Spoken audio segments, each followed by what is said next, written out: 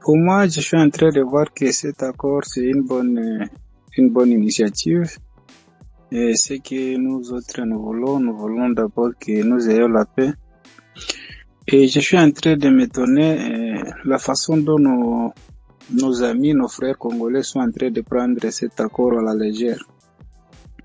D'après tout, je suis en train de suivre d'autres personnes nous dire ici que voilà, les États-Unis n'ont jamais développé un pays comme si ce sont les États-Unis qui viendront ou bien qui doivent aller construire un pays juste parce qu'ils ont signé un accord avec eux. C'est à nous, peuple congolais, de construire notre pays. C'est vrai qu'on a signé des accords. Et ces accords-là bénéficieront à tout le monde. Les États-Unis vont bénéficier, la RDC va bénéficier et le Rwanda va bénéficier. Chacun, ça dépendra de sa façon dont il va utiliser ce qui va bénéficier.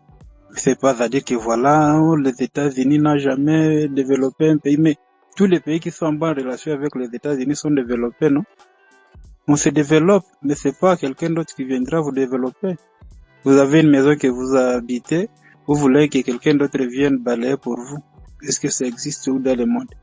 Bénéficiez ce dont vous avez comme engagement entre vous et construisez vous-même votre pays. Monsieur C'est Salva, ça l'essentiel. Oui. vous personnellement, individuellement, qu'est-ce que vous allez gagner dans cet accord?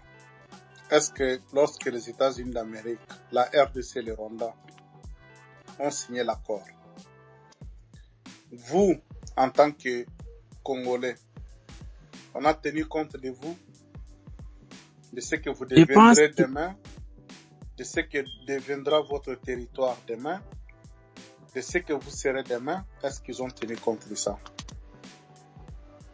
Voilà, une bonne question. Moi, je pense qu'il est très temps de dire que non, qu'est-ce que moi je vais bénéficier ou bien qu'est-ce que va bénéficier des territoires dans lesquels je suis en train de vivre. Et je sais très bien que peut-être ceux qui ont choisi de signer ces accords, ils savent comment ils vont orienter les avantages qu'ils vont tirer de cet accord. Sinon, bon, le reste, c'est à nous des peuples de voir comment nous allons exiger à nos dirigeants de faire de ces bénéfices qu'ils ont fait, parce que même si ils pouvaient signer ça et que nous, le peuple, nous restions les bras croisés sans mettre la pression sur nos autorités, ça sera maintenant un peu bizarre. Donc c'est à nous maintenant, les peuples, de voir comment mettre la pression sur les autorités pour qu'ils orientent cet argent dans des bons projets et que ces projets-là bénéficient à la population, donc qui passent au social, aux infrastructures et à toute autre chose qui mène vers le développement. Donc nous, on va bénéficier parce que le gouvernement ne sera pas là pour distribuer de l'argent à toute personne. Donc il faut qu'ils investissent. Je vous rappelle que oui. Ce n'est pas le gouvernement qui donne du travail. Le gouvernement favorise plutôt le climat. C'est ça ce que je suis en train de dire. Bon, maintenant, dans ce deal, le gouvernement a signé l'accord. La question que je vous pose, les Américains, ils vont venir, bon, entre parenthèses, ils vont venir, ils sont contents, comme quelqu'un l'a dit ici, ils seront contents des minéraux, de tout ce qu'ils vont trouver, parce que c'est à leur avantage. Maintenant, nous, peuple congolais, qu'est-ce que nous tirons des dividendes ou des bénéfices? Allons-nous trouver du travail? Ces Américains, ils vont venir réellement avec ces entreprises, ils vont nous engager? C'est la question, parce que là, le travail, si les Congolais auront l'accès au travail, tant mieux. Est-ce que les Congolais pourront manger enfin 3-5 fois par jour? Si cela est possible, on peut dire, ouf, finalement, c'était une bonne affaire.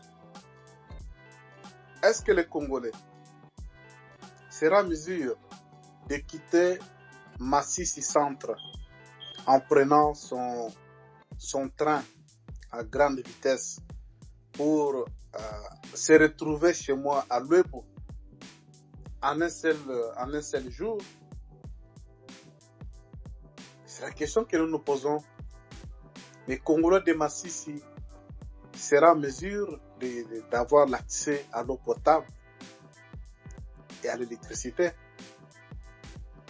Si cela ne va pas se faire, alors je pense que ce deal est nul et sans effet. Monsieur Salva, quelle est votre impression? Oui, je vois que vous avez bien dit aussi si, c'est inconditionnel. Parce que donc on ne sait pas si ça sera oui ou non, on va bénéficier de ce qui va se passer. Donc moi je peux dire que pour nous d'abord qui sommes dans des zones occupées, notre priorité d'abord c'est la paix. Nous voulons d'abord qu'il y ait la paix et que peut-être le reste nous allons attendre que l'État arrive. Dès que l'État va arriver, et nous saurons bien sûr que si nous devons réclamer quelque chose de la part de notre gouvernement, parce que nous d'abord ici, si on me dit que moi, qu'est-ce que je peux bénéficier dans tout ça? Mais actuellement, si ça continue comme ça, je peux demander à qui? Et donc, nous avons d'abord besoin d'être dans des bonnes mains dans la paix pour maintenant demander quelque chose au gouvernement de Kinshasa. Donc, nous, on n'a pas d'abord les choix. Notre choix d'abord ici, c'est la paix. Donc, on veut d'abord la paix et le reste, on va maintenant essayer à demander aux autorités qui seront là pour qu'ils nous donnent maintenant ce qu'ils nous doivent. Parce que ces minéraux nous appartiennent tous les Congolais. C'est à nous maintenant de voir si la paix elle est revenue et là nous pouvons maintenant exiger quelque chose au gouvernement central. Moi, c'est ça mon idée. Parce que vous n'allez pas dire à quelqu'un qui vit à Goma, à Bukavu, et lui demander comment vous voyez, vous dira toujours que nous avons d'abord besoin de la paix.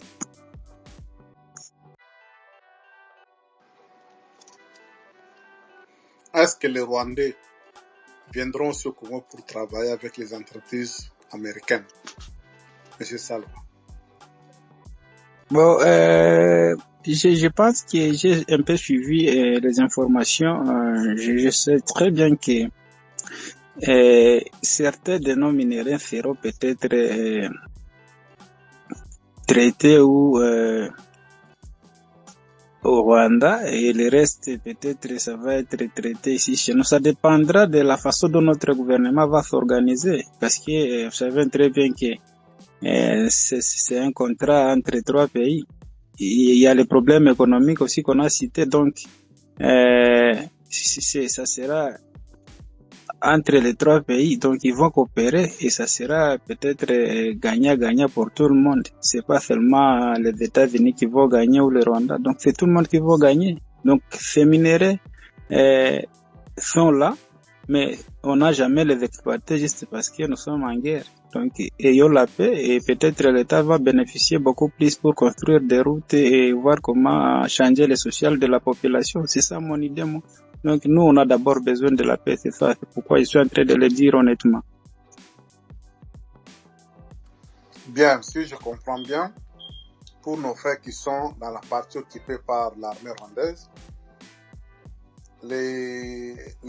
l'accord serait le bienvenu, pourvu que l'armée rwandaise quitte cette partie-là et que vous soyez en paix. Je comprends votre album.